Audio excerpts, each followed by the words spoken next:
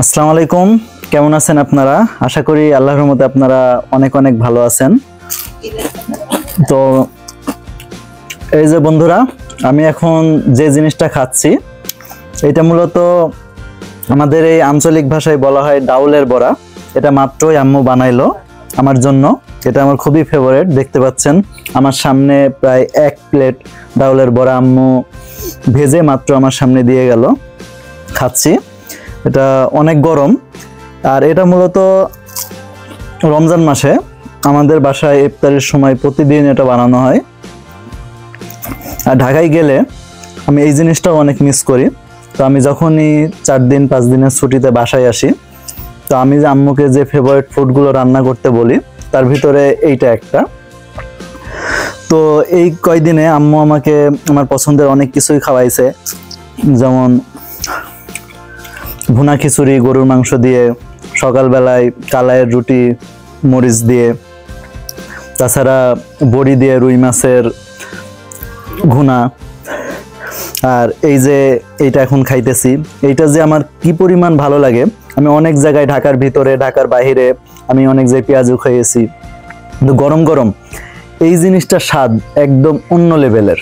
আপনি না খাইলে আপনি কখনোই বুঝবেন না। আর এইটা কিভাবে বানাতে হয় এই জিনিসটাও আমি আপনাকে একটু পরেই দেখানোর চেষ্টা করব, যে আমার আম্মু এই সুস্বাদু ডাউলের বড়া কিভাবে তৈরি করে। তো আপনারা এখন ওই ভিডিওটা দেখে আসুন যে আম্মু কিভাবে এই ডাউলের বড়াটা তৈরি করে, দেন আমি আবার ব্যাক করতেছি। ততক্ষণে আমি কিছু বড়া খেয়ে নিই।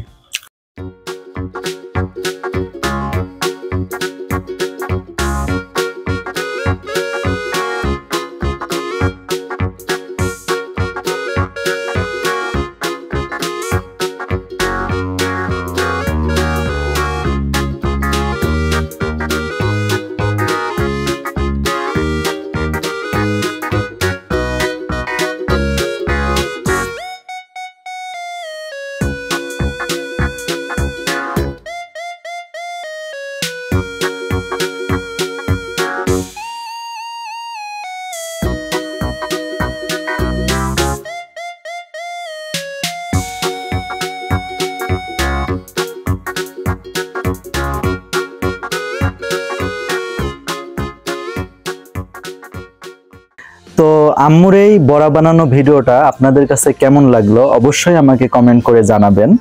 আর নতুন কোনো ভিডিওতে খুব দ্রুতই আপনাদের সাথে আবার দেখা হবে ইনশাল্লাহ। ততক্ষণ পর্যন্ত সকলেই সুস্থ থাকবেন, ভালো থাকবেন। আসসালামু আলাইকুম।